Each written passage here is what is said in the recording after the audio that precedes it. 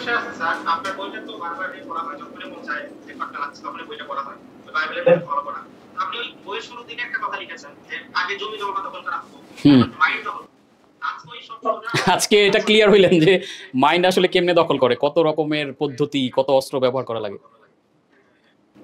জি sir, আজকে আপনার থেকে যত কিছু চোখে পড়বে আপনার জন্য বলবেন না, কিন্তু হলো এই কেন দিছে, ওনা হয়তো দিয়ে দিছে না, প্যাকেটটা খোলার পর যে একটা স্মেল আসে, আপনার এটা কি, কিন্তু ওইটা যে সাইকোলজিক্যাল ভাবে আমাকে অ্যাটাক করছে, এটা আসলে আজকে বুঝতে পারতাম। সো এখন থেকে এটা ভালো লাগছে, প্রত্যেকটা স্টেপ আগে তো আমরা অনুষ্ঠান দেখতাম, বিজ্ঞাপন স্কিপ করতাম, আজকে থেকে আপনারা বিজ্ঞাপন দেখবেন, অনুষ্ঠান প্রয়োজন স্কিপ করবেন, বিজ্ঞাপন থেকে বোঝার চেষ্টা করবেন কি বলতেছে, মেসেজটা কি দিচ্ছে, ডিবিএ কি আছে, ব্র্যান্ডিং করছে, এগুলো আরো বিজ্ঞাপন আমি দেখাবো আপনাদের নিউরো মার্কেটিং সেলসের ক্লাসে, বিভিন্ন ক্লাসগুলোতে, যাতে আপনারা অ্যাটলিস্ট বিজ্ঞাপন দেখেও শিখতে পারেন। বিজ্ঞাপনের ভুল কি কি, কোনটা ভালো বিজ্ঞাপন কোনটা না, এগুলো আমরা আমাদের কোর্সে ডিসকাস করব।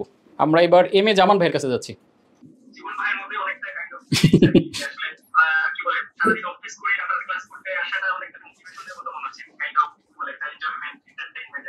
জি ডিসকাস করছি আমার আসলে ওই যে গতানুগতিক এমবিএ এগুলা ওই এসসি করার পর টানতো না, ওয়ার্কশপ টাইপের এগুলো টানতো আর কি। তো এইটা আন্ডার ক্লাসটা আসলে কাইন্ড অফ একটু টানতেছে। জি থ্যাংক ইউ আপনাকে, আল্লাহ বারাকাত দান করেন। থ্যাংক ইউ সো মাচ ভাই। জি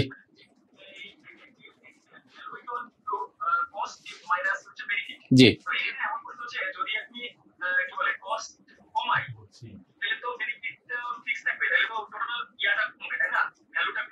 ভ্যালুটা বেড়ে যাবে।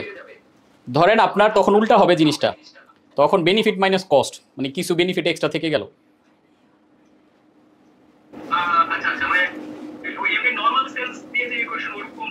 না ওরকম ইকুয়েশন, এটা তো আসলে আমি জাস্ট মানে প্র্যাকটিক্যালি দেওয়ার চেষ্টা করছি। কাস্টমার তো ক্যালকুলেটর ধরে এটা করবে না, কাস্টমার হুট করে মানে এটা কয়েক মিলি সেকেন্ডের মধ্যে ব্রেনের ভিতর হয়ে যায় যে আমি যে কাঞ্চন ভাইয়ের কোর্সটা কিনবো এত টাকা এত ঘন্টা করাবে, ভ্যালুটা পাবো কিনা, এই যে কয়েক সেকেন্ডে হয়ে যায়। এটা কিন্তু ডিফারেন্ট কমিউনিকেশন দিয়ে আপনাদের মাথায় ঢুকে গেছে যে ইয়েস আমার কোর্সে 10,000 টাকা দিলে লস নাই, আপনি দিয়ে দিচ্ছেন। আপনি যাই কিনেন ভিতরে এরকম একটা ব্যাক ক্যালকুলেশন আমাদের মনের ভিতরে হয়, কিন্তু এটা তো আমরা ক্যালকুলেটর ধরে করি না। তো এজন্য আমরা চেষ্টা করব কস্টের পার্টটা যত কমানো যায়, বেনিফিটের পার্টটা যত বাড়ানো যায়। তার মানে আমার ওভারঅল ভ্যালু বেশি দিচ্ছি, আমি খরচ কাস্টমারের থেকে কম নিচ্ছি, তাহলে কাস্টমার প্রোডাক্টটা বেশি কিনবে। না ওইটা না, ওরকম না। হ্যাঁ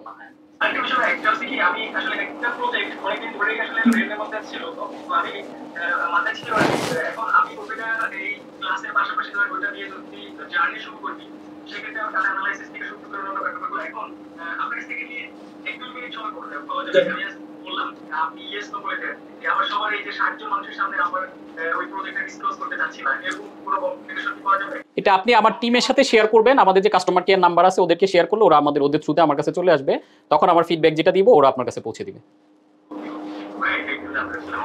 জি জামান ভাই থ্যাংক ইউ সো মাচ। আমরা এবার রতন চন্দ্র প্রধান ভাইয়ের কাছে যাচ্ছি।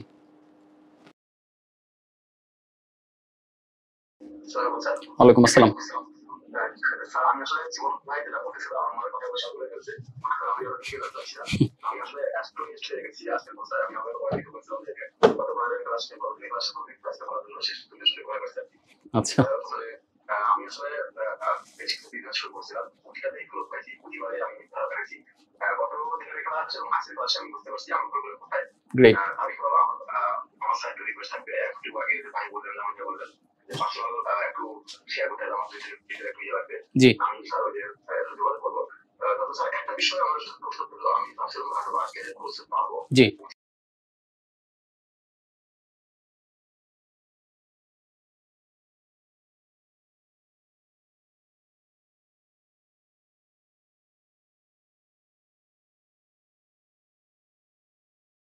ট্রেডমার্ক তো ব্র্যান্ডিংটা ট্রেডমার্ক হয় না, ব্র্যান্ডিং এর জায়গায় এই যে লোগোটা দেখতেছি এটা ট্রেডমার্ক হয়। এটা নিয়ে আমরা যেহেতু আগে ডিসকাস করেছি, আপনাদের মধ্যে থেকেই প্রশ্ন করেছিল, এই জন্য আজকে টপিকে আমি আনি নাই। ট্রেডমার্কটা ট্রেডমার্ক অফিসে গিয়ে আবেদন করতে হয়। আবেদন করলে আপনি যেই ক্যাটাগরিতে পড়বেন সেটা অনুযায়ী প্রাইসটা নির্ধারণ হয়। ক্যাটাগরি অনুযায়ী এটা কখনো 5,000, কখনো 7,000, কখনো 10,000, 15,000ও হয়। তো এটার প্রসেস হচ্ছে মতিঝিলে ওদের অফিস, ওই যে বলাকা থেকে একটু সামনে আগালেই বা অনলাইনে সার্চ দিলে ওদের অ্যাড্রেসটা পেয়ে যাবেন। ওই অফিসে গিয়ে কথা বললে ওরা আপনাদেরকে, শিল্প মন্ত্রণালয়ের একটা অফিস এটা আর কি, ট্রেডমার্ক অফিস, সেখানে গিয়ে আপনি যখন পেমেন্ট করবেন, প্রাইমারি নামটার ক্লারিফিকেশন নিতে হয়, নামটা ফাঁকা আছে কিনা এটা জানার জন্য আবেদন করতে ওরা মনে হয় 1,000 থেকে 1,500 টাকা নেয়, তারপরে করে দেয়। এটা হলো ডিরেক্টলি আপনি যদি করেন। আর এর বাইরে আমি সবাইকে ওই যে একটা ওয়ান স্টপ সলিউশন দিয়ে থাকি, আমিনুল ভাই, শাহিন হেল্পলাইন, উনি আমার খুব বৃদ্ধ, তার পছন্দের একজন মানুষ এবং খুব ভালো সম্পর্ক। আমার কথা বললে আপনাকে এমনিতেই বেটার সার্ভিস দিবে এবং প্রাইসও কম নিবে। সো ওনার কাছে দিলে, ওনার কাছে লোগোটা পাঠিয়ে দিলে উনি আবেদন করে এটাকে আপনার করে ডকুমেন্টেশন আপনার কাছে দিবে আর কি। শাহিন হেল্পলাইন দিয়ে সার্চ করলে ফেসবুকে ওনাকে পেয়ে যাবেন।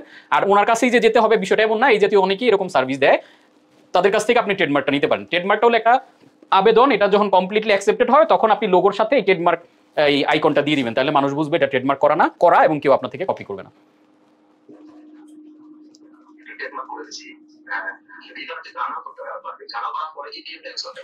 টিএম আগে থেকে ইউজ করতে পারবেন, বাট এটা জার্নাল করার পরে আরো প্রসেসে পরে রেজিস্টার্ড তখন ইউজ করতে পারবেন। আর এই আর্টটা পেতে অনেক সময় লাগে, বড় বড় ব্র্যান্ডও যেমন ফ্রেশের মতো ব্র্যান্ডেরও এক যুগ সময় লাগছে পাইতে। সো ওই আর্টটা অত ম্যান্ডাটরি না, ওইটা অন প্রসেসে যতদিন লাগে আপনাকে লেগে থেকে করতে হবে। এবং অফ দ্য রেকর্ড যেটা বলবো, এখানে হয়তো কিছু টাকা পয়সা আপনার খরচ করতে হবে এক্সট্রা মূল ফি এর বাইরেও, তাহলে আপনি দ্রুত আর্টটা পেয়ে যাবেন আর কি। বাট ট্রেডমার্ক দিয়ে আপনার কাজ শুরু হয়ে যায়। এর বাইরে এক্সট্রা যদি প্রোটেকশন করতে চান তাহলে কপিরাইট অফিস আছে আগারগাঁও, ওইটাও ইন্টারনেটে সার্চ দিলে পাবেন।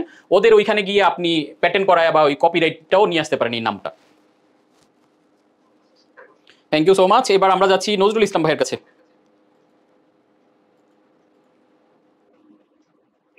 ওয়ালাইকুম আসসালাম।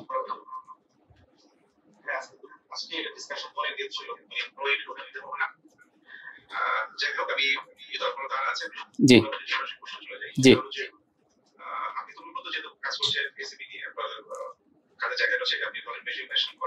জি একটা জায়গা হচ্ছে আমাদের ট্রায়াল করা দরকার যে আমরা যারা এসপি হিসেবে ব্যবসা ব্যবসাটা এখন ব্র্যান্ডটা তো অবশ্যই এটা বলে তাদের কাছে না স্যার এটা কোনো এটা আসলে এটা বেনিফিটস অনেক ট্রু।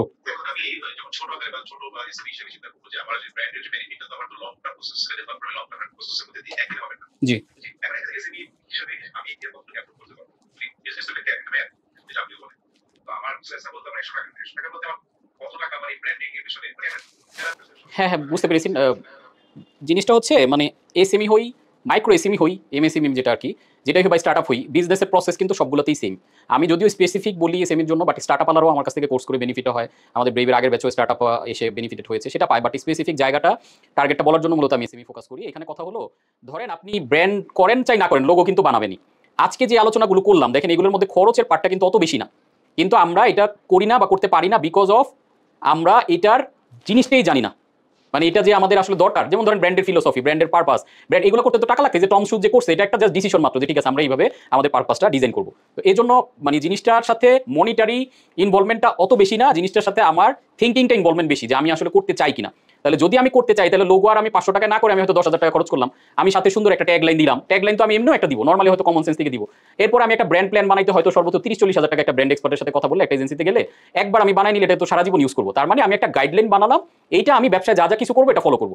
আপনি কিন্তু ওই যত ছোট ব্যবসায়ী করেন, আপনার কর্মী দরকার হবে, আপনি কর্মীদের নিয়োগ দিবেন, তাহলে এই কর্মীদের নিয়োগের আগে যদি আপনার একটা ভ্যালু সেট করা থাকে, আপনার যদি একটা প্রপার পারপাস সেট করা থাকে, এগুলো যদি কর্মীদের মাথায় ঢুকাই দেন তাহলে ওরা ওইভাবে জিনিসটাকে প্রোগ্রাম করবে। সো ব্র্যান্ডিং আমি মনে করি না খরচের বিষয়, ব্র্যান্ডিং হচ্ছে বোঝার বিষয় বেশিরভাগ, যে ইয়েস আমি বুঝে কাজগুলো করতেছি, আমি লোগোটা এরকম বানাইছি, আমি বুঝে বানাইছি, লোগোটার পেছনে একটা গল্প আছে, আমি এই ক্যাম্পেইনটা গেছি বুঝে গেছি, দ্যাট ইজ ব্র্যান্ডিং। সো এটা যখন কনসিস্টেন্টলি করবো আমি, অর্থাৎ ব্র্যান্ড কখন ডেভেলপ হয় যখন আমি একই কাজ বারবার করছি।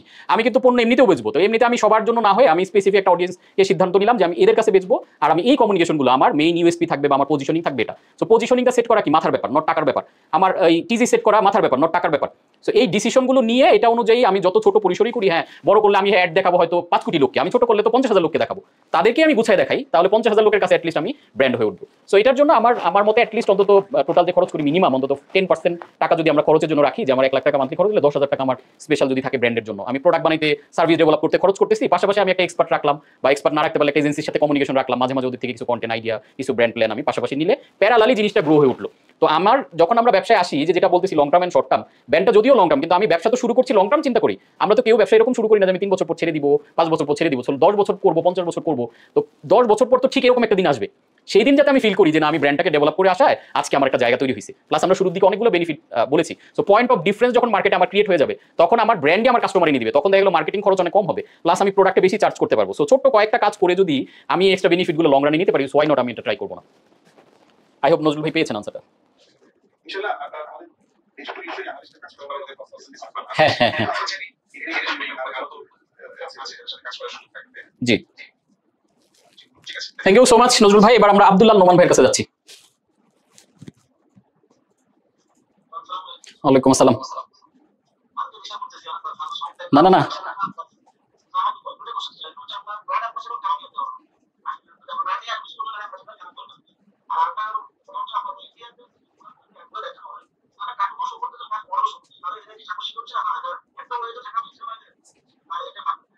আচ্ছা, খুব দারুণ প্রশ্ন করেছেন আব্দুল্লাহ নোমান ভাই। ব্র্যান্ড অ্যাম্বাসেডর নিয়োগ দেওয়া হয় ওই যে আমরা বলেছি অ্যাসোসিয়েশন, রিকলের জন্য, অর্থাৎ ব্র্যান্ডটাকে কি দিয়ে মনে রাখাবে।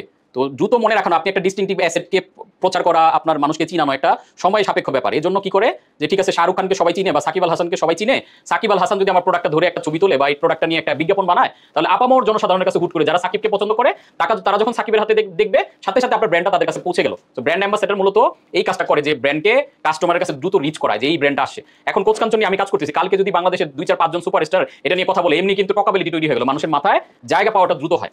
আরেকটা দারুণ প্রশ্ন করেছেন যে ব্র্যান্ডের ক্যারেক্টার এবং কার্টুন। দেখেন অনেক সময় ব্র্যান্ড অ্যাম্বাসেডর নিয়োগ দিলে যেটা হয়, অ্যাম্বাসেডরদের সাথে নেগেটিভ কোনো ঘটনা ঘটলে, তাদের কোনো মানে ক্লিপ বের হলে বা সামথিং নেগেটিভ কোনো অ্যাসোসিয়েশন হলে এটা ব্র্যান্ডের উপর ইফেক্ট তৈরি হয়। এই জন্য কিছু কিছু ব্র্যান্ড কি করে একটু পাশাপাশি তাদের একটা ক্যারেক্টার ডেভেলপ করে রাখে।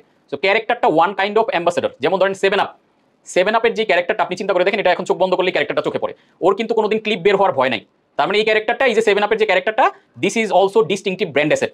এই ক্যারেক্টার এরকম ড্র করে আপনি অন্য কেউ বানালে মানুষের মাথায় 7 আপের কথা মনে পড়বে। তো এই ক্যারেক্টারও কিন্তু একটা ডিস্টিংটিভ ব্র্যান্ড অ্যাসেট। আবার যদি আপনি কোনো অ্যাম্বাসেডরকে পার্মানেন্টলি কিনে নিতে পারেন যে এই অ্যাম্বাসেডর শুধু আমার ব্র্যান্ডে কাজ করবে, তখন ওই অ্যাম্বাসেডর একসময় ডিস্টিংটিভ ব্র্যান্ড অ্যাসেট হবে, কারণ ওই অ্যাম্বাসেডরকে দেখলে আপনার কথা মনে পড়বে। সো অ্যাম্বাসেডর নেয় সিম্পল, বেশি রিচ পাওয়ার জন্য, মানুষের মাথায় অ্যাসোসিয়েট করে দেওয়ার জন্য ব্র্যান্ড, আর ক্যারেক্টারগুলো বানায় এটা ব্র্যান্ড অ্যাম্বাসেডরের বিপরীতে পাশাপাশি বানায় রাখে, যাতে এই ক্যারেক্টারগুলো দিয়েও ব্র্যান্ডকে অ্যাসোসিয়েট করানো যায়। এগুলো ডিস্টিংটিভ ব্র্যান্ড অ্যাসেটের পার্ট। আই হোপ আনসারটা পেয়েছেন নোমান ভাই। জি, থ্যাংক ইউ সো মাচ। এবার আমরা কাজী হোসেন ভাইয়ের কাছে যাচ্ছি। একটু আনমিউট করে কথা বলতে হবে, শুনতে পাচ্ছি না। ওয়ালাইকুম আসসালাম।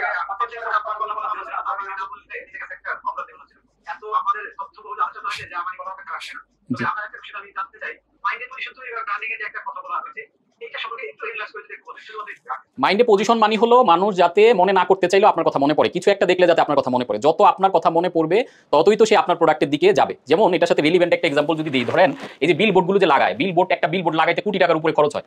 কোটি টাকার মানে এক মাসে হয়তো 10 লাখ 20 লাখ টাকা খরচ করে। এই বিলবোর্ডকে আমরা বসে বসে পড়ি, কখনো পড়ি না। তাহলে আমরা গাড়িতে যাচ্ছি, হঠাৎ করে দেখি লাক্সের একটা বিলবোর্ড, আবার যাইতেছি কুমিল্লা যাইতেছি বিশ্ব রোডে একটা বিলবোর্ড, বিভিন্ন জায়গায় যখন বিলবোর্ড, এই যে দেখতে দেখতে লাক্স, তখন কি মাথায় টপ অফ মাইন্ডে লাক্সটা চলে আসে। দোকানে গিয়ে বলি ভাই একটা লাক্স সাবান দেন, কারণ ওই দেখতে দেখতে দেখতে দেখতে আমার এত অন্য কোনো সাবানের কথা মনেই নেই, দোকানে গিয়ে হুট করে লাক্স বলতেছি। এজন্য this is call mental availability. এই মেন্টাল অ্যাভেলেবিলিটির জন্য এই সাউন্ড, তারপরে হচ্ছে স্মেল, বিভিন্ন রকমের জিনিসপত্র দিয়ে মাইন্ডে জায়গা তৈরি করে, যাতে মানুষ মনে রাখতে পারে। সহজে কিভাবে মনে রাখানো যায়, এরকম বিভিন্ন এই যে সাইকোলজিক্যাল প্রসেসের মধ্যে দিয়ে আমাদের ব্র্যান্ড আমাদের মাথায় জায়গা তৈরি করে। সো মনে যদি আপনার না থাকে, দোকানে গেছেন ব্র্যান্ডের নাম মনে নেই, আপনি কি কিনবেন? তখন দোকানদার যেটা দিবে নিয়ে আসবেন। সো এই মনে রাখানোর জন্য মূলত এই পুরো প্রসেস। এবং ব্র্যান্ডিং মানি মনে রাখা, আপনি কতগুলা মানুষের মাথায় জায়গা দখল করতে পারছেন, আপনার ব্র্যান্ডের সাইজ তত বড়। I hope clear. আসলে যথেষ্ট। এই ক্লাসটা যদি আমরা প্রপারলি কাজে লাগাইতে পারি, দ্যাটস এনাফ আমাদের ব্র্যান্ড করার জন্য। এবং আজকের ক্লাসে যত ম্যাটেরিয়াল আপনাদেরকে দিয়েছি, এটা আপনি অন্তত আগামী 3 বছর ব্যাপী এটা দাঁড় করাইতে সময় লাগবে, একদিনে কিন্তু এগুলো শেষ করতে পারবেন না।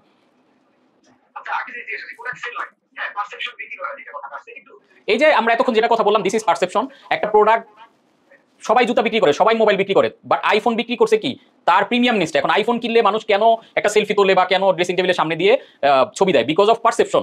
মোবাইল তো সবারটাই মোবাইল, সব মোবাইল দিয়ে একই কাজ করা হয়, কমিউনিকেশন করা হয়, কথা বলা হয়, ইন্টারনেট সার্ফিং করা হয়।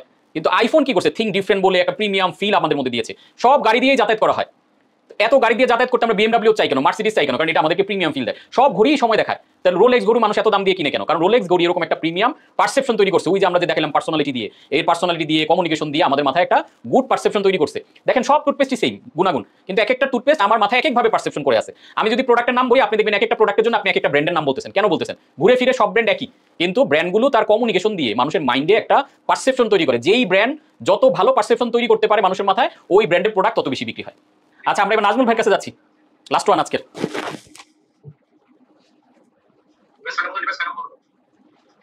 ওয়ালাইকুম আসসালাম। আজকে ব্র্যান্ডিং থেকে আমার একটা কি মাথায় আসলো যে বাংলাদেশি কর্পোরেট কালচার বা আমাদের যে কর্পোরেট যে ব্র্যান্ডিং যে সেটা কি বিক্রি হয়েছে মানে আপনার টোটাল ফিচারের উপর ডিপেন্ড করে মনে হচ্ছে যে আমাদের পুরো স্টাইলটাই মনে একটু রং দিচ্ছে। আসলে যে আপনি হোলিস্টিক মার্কেটিং আপনি বললেন না যে আমরা ইন্টিগ্রেটেড মার্কেটিং ইন্টারনেট তারপর সোশ্যালিস্টিক মিলাই হচ্ছে মার্কেটিং এটা বর্তমানে হচ্ছে। as well as branding is not a matter of বিষয় শুধু তাই ব্র্যান্ডিং হচ্ছে একটা company accounts everything, it's a giant elephant. কিন্তু আপনি বাস্তবতা দেখেন, আজকে আপনি কোচ একাডেমিতে আমাদের মতো এসিও দেখতে যাচ্ছে বা বলতে যাচ্ছে বা বলে আছে তাদেরকে ডেভেলপ করে কাজ করছেন। আজকে আমার মনে হচ্ছে যে এই নলেজ যে আপনার কাছে আছে, বাংলাদেশে সাপ্লাই ঢাকাতে ইনফরমেশন বানানি দিল 50টা কোম্পানি নাম আমি আপনাদের দিব, যাদের জন্য ব্র্যান্ডিং কনসেপশন টেক্সট রং। আমি জানি, I know the market very well, আমার রিসার্চ করা আছে কি হইতেছে আর কি করা দরকার, এটা যদি শুধু বোঝানো যাইতো যে রেডিক্যাল শিফট মানে 360 পুরো কোম্পানির কাজ ঘুরে যেত আর কি, এন্ড অ্যাচিভমেন্ট তো আসতোই অনেক। যে ব্র্যান্ডিং প্রতি তারা অ্যাডভার্টাইজিং করেছে, অ্যাডভার্টাইজিং যে পরিমাণ খরচ করছে তার সাথে যদি আপনার যে ব্যালেন্সটা করতে পারেন, ব্র্যান্ডিং ইমোশন ক্রিয়েটিভ যে আমাদের মেইন প্রবলেম আমরা শর্ট টাইম যে খেলবো, বিজ্ঞাপন দিব, 20 লাখ টাকা খরচ করবো, আমি 20 কোটি টাকা প্রফিট, 10 কোটি টাকা খরচ করবো, 100 কোটি টাকা প্রফিট করবো, এইভাবে ধরে মানে জোর করে বিক্রি করে করবো, যার কারণে কিন্তু আমাদের ওয়ার্ল্ড ক্লাস ব্র্যান্ড নাই। ধরেন গার্মেন্টস ট্রেড এত বিখ্যাত, সারা ওয়ার্ল্ডে জানে যে এত বিখ্যাত আমরা গার্মেন্টসের প্রোডাক্ট বানাই, তো ব্র্যান্ড কই? আপনি একটা ব্র্যান্ডের নাম বলেন তো যেটা আমরা বাংলাদেশ থেকে গার্মেন্টস বানিয়ে ওয়ার্ল্ডের মার্কেটে বেচতেছি, কেন বেচতেছি না? আমি $2 বেচতেছি, এটা চাইলে তো আমি $200 বেচতে পারি যদি ব্র্যান্ডিং বুঝতে পারি, ব্র্যান্ডিং বানাইতে পারি। কিন্তু আমরা ওই যে শর্ট টাইম বানাই দিয়ে দিলে নগদ টাকা চলে আসতেছে, ব্র্যান্ড লং টার্মে বানাবো কেন?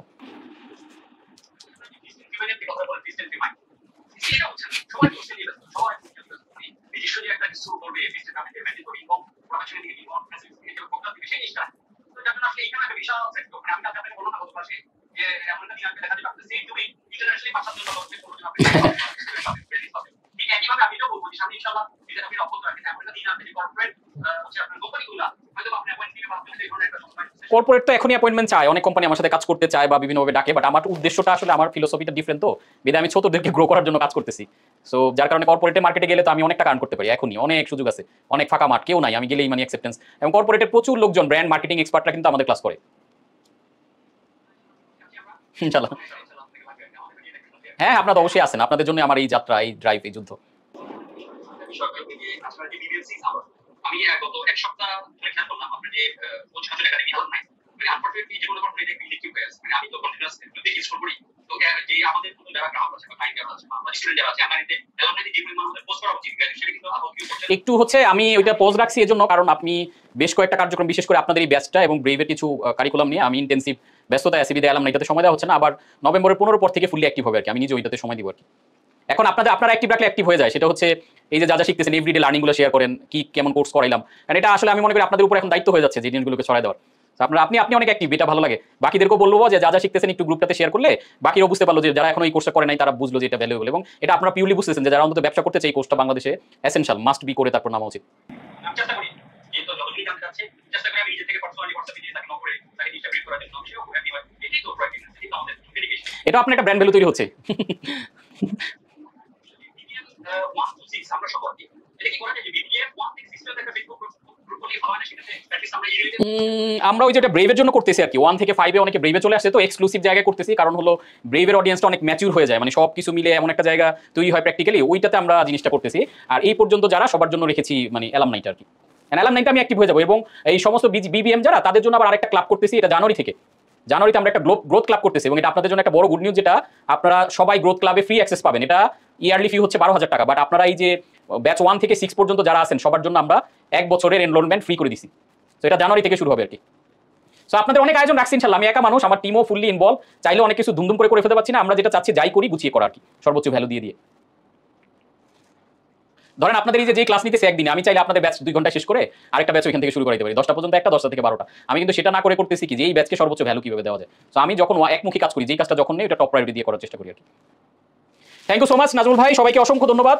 রাত প্রায় 1টা বেজে গেছে, তারপর ব্র্যান্ডের মানে ক্লাস করলেন আপনারা এত মনোযোগ দিয়ে। আমি যেটা চাইবো এক্সিকিউশন করি, ক্লাস থেকে আমরা যা কিছু শিখছি এগুলো একটু একটু করে ইমপ্লিমেন্ট করা শুরু করলে সোফার এখান থেকেই বিশ্বসেরা ব্র্যান্ডগুলো ডেভেলপ হয়ে উঠবে। তো সবার সুস্থ সুন্দর জীবন কামনা করতে আজকের মতো এখানে বিদায় নিচ্ছি। আল্লাহ হাফেজ। Thank you everyone.